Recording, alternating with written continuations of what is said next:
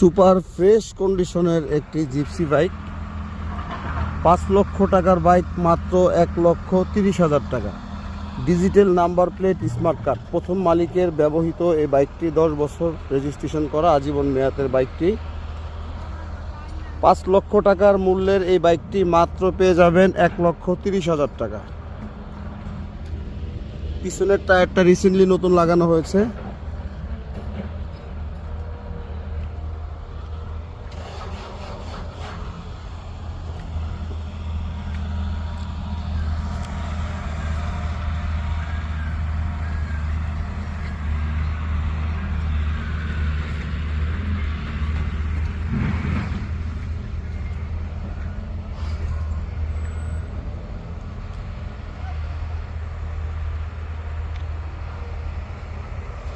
অস্থির স্পিড গতি, না চালালে বুঝবেন না।